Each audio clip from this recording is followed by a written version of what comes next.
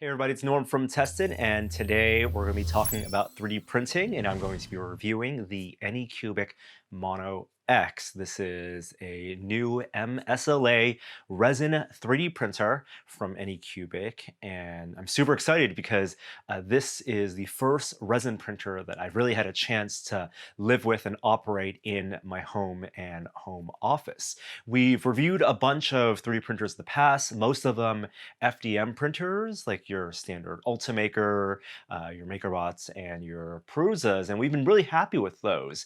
And in the world of resin printing, the barrier to entry has really dropped low to a point where I know a lot of people, hobbyist enthusiasts out there, are looking to maybe make the jump from an FDM printer to an SLA printer, or maybe even buy a resin printer as their first 3D printer. And there are so many options. Just a couple years ago, we were looking at the transition from the Formlab style laser-based SLA printers being really the only option out there to so many more options, from DLP projector-based resin printers to now on the market LCD, so many LCD-based printers from companies like Anycubic and Elegoo. And over the last 2 years, we've really seen a flood of these type of resin printers hit the marketplace. And even within a single company like Anycubic, in their Photon line, they've been able to iterate so quickly that it can be pretty confusing if you're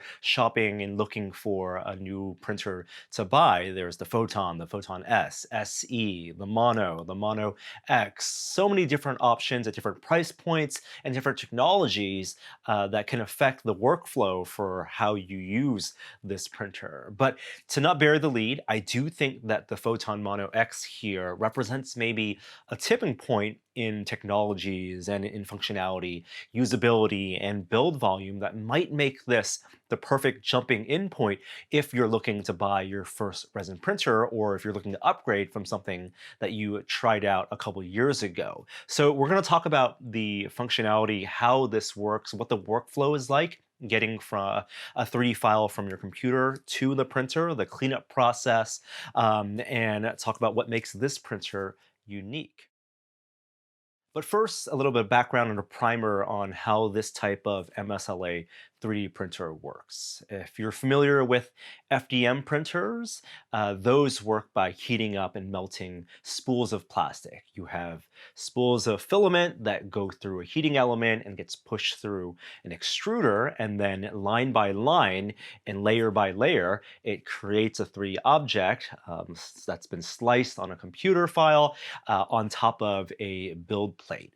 And with this type of resin printer, that operation is basically flipped upside down on its head. You have, instead of an extruder that pushes material and raises along the z-axis, instead you have material that sits in the form of liquid, uncured resin in a reservoir or a vat, and then it's the build plate, the build platform, that raises along the z-axis as each layer gets cured and solidified. So the anatomy of a machine like this, if you go from top to bottom, basically, is you have a build plate, which can vary in size. This one is about 7.5 inches by 4.7 inches, and the z-axis is 9.5 inches, which is a pretty large build volume for a mSLA printer. It goes along a z-axis, so similarly to an FDM printer, it's a stepper motor, here guided by two rails for stability. And that build plate then lowers and raises into a vat. So you have this reservoir that you pour your resin into. And the reservoir has to basically be big enough to fit the build plate, as well as underneath that a LCD screen. And that's where we get into this mSLA technology, as opposed to SLA printers like the form printers, where they use a laser to draw out and cure each layer of that resin. Here you have, on the very bottom, you have an array of UV lights. UV ultraviolet light is what cures the resin, and the LCD panel, here about 9 inches in diagonal in size, creates a mask, basically blacks out what's not supposed to be cured. It only has the outline of where you want the UV light to pass through for each layer. And so the variables in terms of how these printers are designed are not only the volume of the machine, that's the build plate, how tall the z-axis is, and how big that reservoir, that vat is, but also things like the resolution of the LCD panel. These are basically off-the-shelf type of LCD panels that they manufacture without the backlight that you would normally get on like a display, but you have resolutions like 2K, or in this case, it's a 4K LCD panel. And it's called the Mono X here because in this latest generation of resin printers, they're now able to source monochrome screens because they don't need to be color LCDs. That layer that you have, that RGB subpixel filter that you have on the LCD panels are basically useless. They can be used for some type of like anti-aliasing, but if you have a high enough resolution panel, you actually get more efficient pass-through of the UV light and a better masking if you have a monochrome screen. And manufacturers like Anycubic and Elegoo are able to source those panels now in high enough quantities and reliably enough to put them into these printers. And the benefit is without that subpixel, the RGB subpixel layer, and a more efficient pass-through and channeling and directional channeling of that UV light, you then are able to print much faster. So in terms of the variables that you're looking at when you're calibrating a resin printer like this, it's not just about the layer thickness. You can get really thin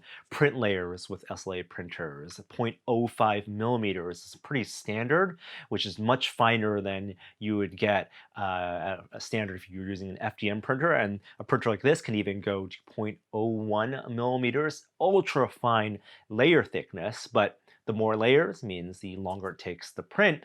But it's not just that layer height, it's also what the cycle of curing each layer looks like. There's the speed in which you raise and lower that platform, those become variables. There's the actual lift height of how far this build plate gets lifted off of the FEP Teflon film that's at the bottom of that vat.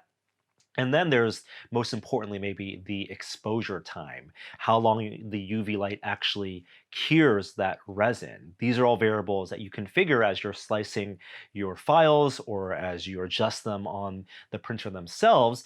And with full color LCD based resin printers, you're talking about maybe a 6, 7, 8, or maybe even sometimes 12-second exposure time for each layer. The bottom layers that you want more securely affixed to the build plate, you may be curing for 12 seconds for 3 to 6 layers before you get to the actual model. With a monochrome LCD-based cured printer, you can actually cut that exposure time down to about 1.5 seconds. And depending on the type of resin you're using, if you're using a really fast cured resin and you're printing really small models, you can even set that to maybe like a 1 second exposure time. I've had pretty good success playing it safe and using about a 1.8 second exposure time, but even then we're talking about 3 or 4 times faster just in exposure times than a non-monochrome 3D printer, which actually is very meaningful when you're talking about printing a figure that takes maybe 2 hours on a printer like this versus maybe 6 or 8 hours on a previous generation printer. So not only are we talking about much faster prints, with the Mono X, there's also a pretty sizable build volume as well. Anycubic does have a standard Photon Mono with a smaller build plate. It's 5 by 3 by 6.5, which is perfectly great if you're just going to be printing miniatures, like tabletop miniatures or small little figures, or not doing batch printing. But with the Mono X, we're talking about 7.5 inches by 4.7 inches here and 9.5 inches on the z-axis, which means that we're now moving into not just the world of printing miniatures. You can really print, maybe props, pieces of 3D modeled props, or maybe even some armor pieces. Not quite full helmet pieces, but you'll still need to cut those models up. but it's a pretty big build volume. For example, this is 9.5 inches and printed in one go. Actually, it was done this way, but that's representative about the height of a print you can get from this. And in terms of the area of the build plate, this is about the size of a model that you can actually print in one go. You wouldn't have to split this up at all, which is really impressive. And a bigger build plate doesn't just mean printing bigger objects in one go. You can also print more things. If you're printing miniatures, for example, these tiny tabletop figures, you can do 12 to 15 of these at once. And laid out in an array, and because each layer has the same exposure time, the time it takes to print one of these versus 12 of them is negligible. You might slow down your plate rising speed and lowering speed if you're printing a lot, just for stability and not avoiding failed prints. But basically, you can print a lot of small miniatures in one go. And the only caveat is that because you're working with a bigger vat, you are going to maybe need to go through more resin, make sure that is properly filled. Or if you're swapping between different types of resins, you may have to do more cleaning and more swapping of that resin. And the operation of this machine I found to be pretty straightforward and pretty solid and reliable. The machine, I'll take this shroud off, comes basically assembled completely and ready to go with just minimal calibration. The shroud here does block UV light, and there is a kind of sticker here that prevents the machine from actually operating when the shroud is off, although you can disable that in the menus.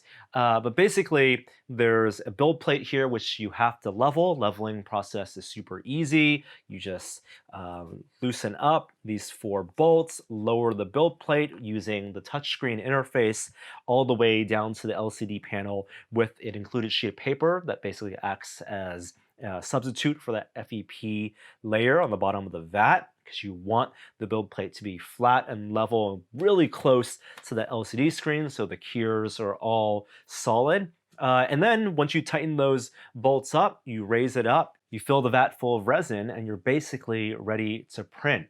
Files that you slice on your computer get read off of a USB key, and so there's a USB port on the side here. They do include one, although you can format one yourself and use whatever USB key you want. And the Mono X does have, well, they say Wi-Fi capabilities, but the Wi-Fi really is only for a mobile app to monitor prints. You can't actually send them from your computer directly onto the printer in this model. You have to transfer them over the USB key.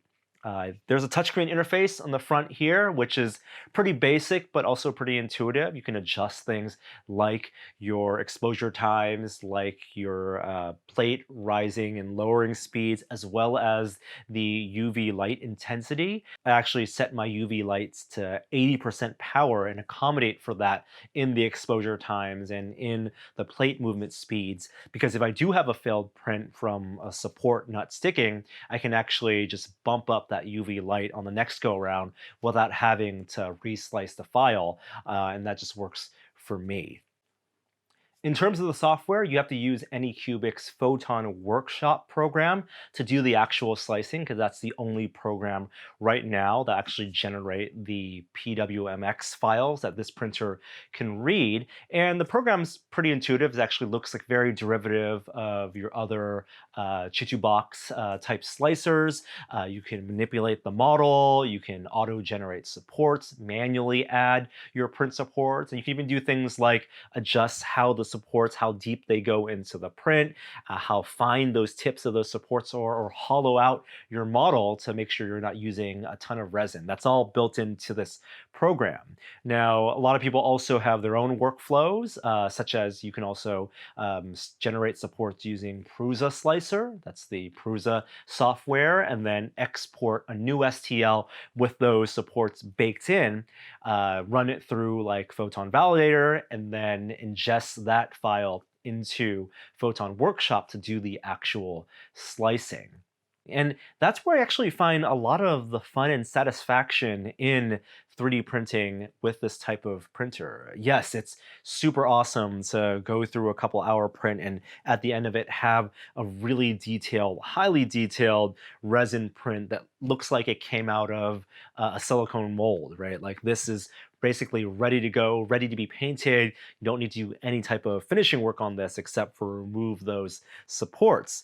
But there's also, I think, a lot of fun in the tuning and the calibration of these printers and for the different experimenting with different settings for different resins. There's so many different type of resin options out there. Lately, I've really enjoyed using this Soraya Tech smoky black translucent resin, which that just is an amazing, cool finish that you wouldn't be able to get with an FDM printer that you can very easily get with this type of printer.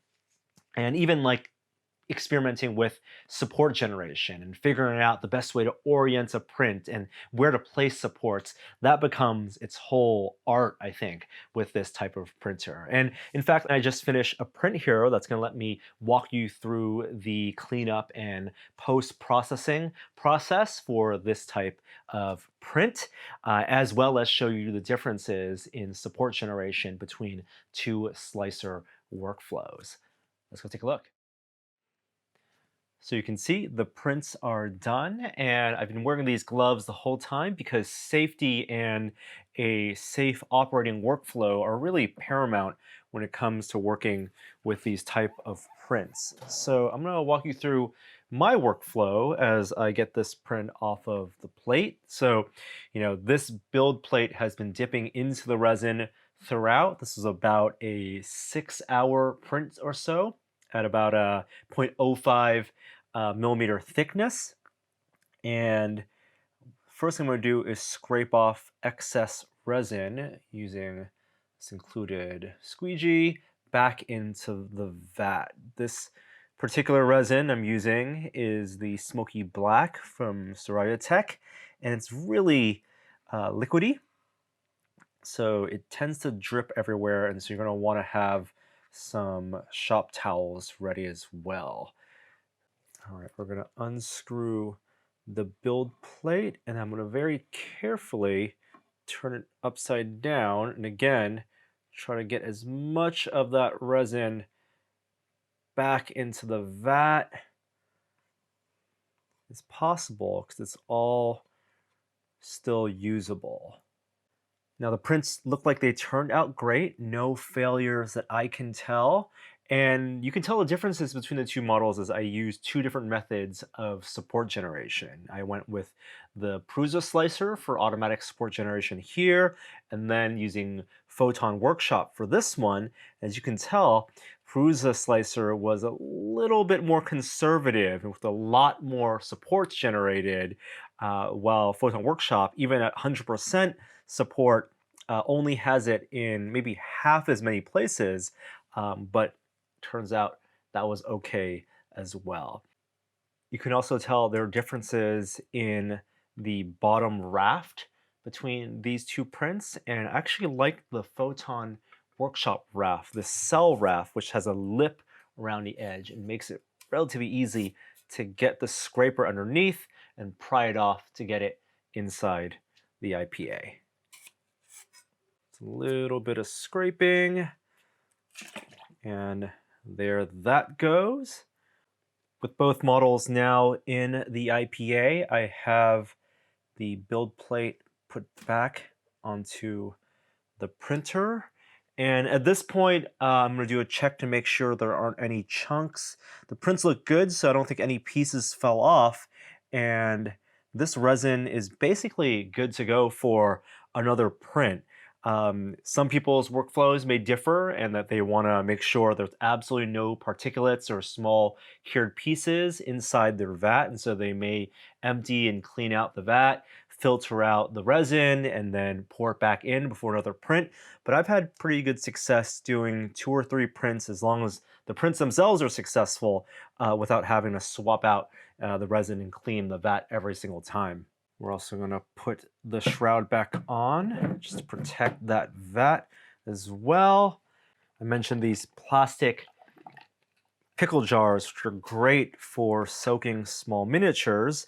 And I have tongs here as well to handle the prints. You end up picking up basically just a bunch of little accessories that really help make this workflow easier. And I'll include links to the things I like using, including these tubs, some just plastic boxes for storing all your cleaning supplies, also things like spray bottles, which I keep full of IPA just to help a little bit of the cleaning process. And I do the soak for basically 5 to 10 minutes before moving on to the wash and cure station.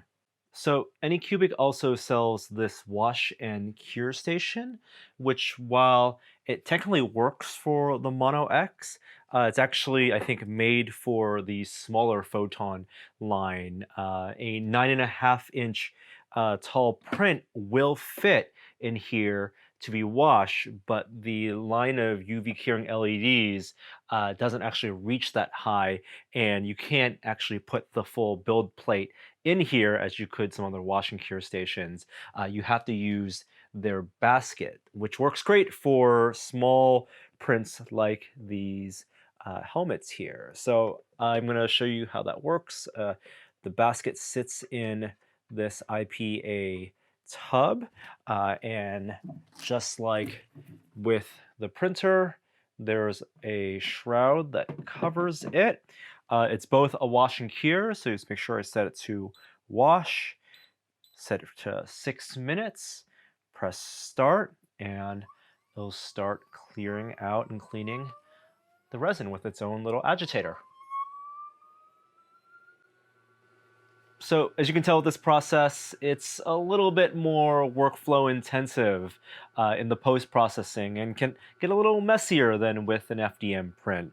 And there are more consumables as well. Not only are you buying, the resin for your prints, but you're also keeping sure you have stock of your wash material, your IPA 99%, or your simple green, or whatever you're using to clean your prints before curing them, and also safety equipment like a steady supply of gloves and alcohol wipes and rags and shop towels as well.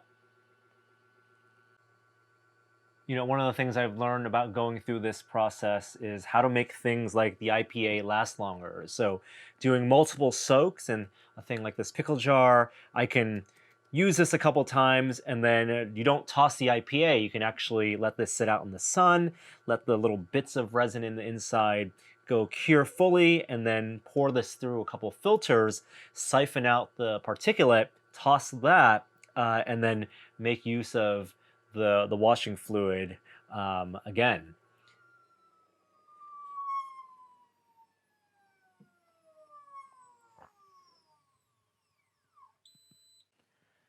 All right, it's all done. So I'm going to take off the shroud, and we're going to fish out these pieces and let them dry fully before curing them.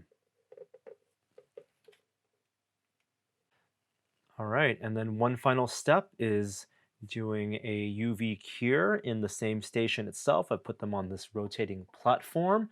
This isn't necessary to do with a machine. You can also just leave them in the sunlight and that will cure it, no problem. And you can also see I went with 2 different approaches. I also removed the supports already for one of these. Pure personal preference. Some people like removing the supports before curing it. Some people like keeping the supports on and then using a pair of nippers to remove them afterward. It's totally up to you. But we're going to do this for, again, about 6 minutes. I'll put the shroud back on. I will turn off the backlight here, and here we go.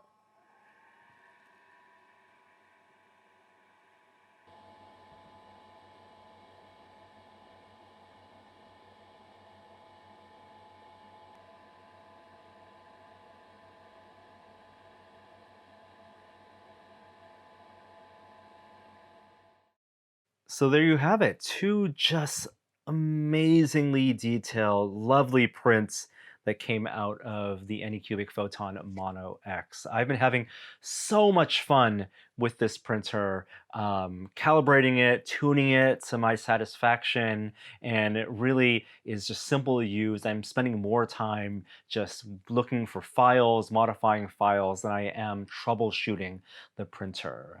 Still some questions though. For example, how the lifespan of this LCD. In my use, I haven't been able to wear it down yet, and the monochromatic LCDs are supposed to have a much longer lifespan than the color ones, but that is something that eventually I'll have to replace, and so hopefully that will be an easy process. But everything else, from the resin to even the FEP film, that stuff is so readily available. You can find in all sorts of online marketplaces, and they're great repositories of 3D models from places like My Mini Factory, from 3D modelers' Patreons. I'll include links to resources, my recommended supplies, and places where you can get these models in the description below. But thank you so much for watching. Hope you have fun 3D printing as well, and I'll see you next time.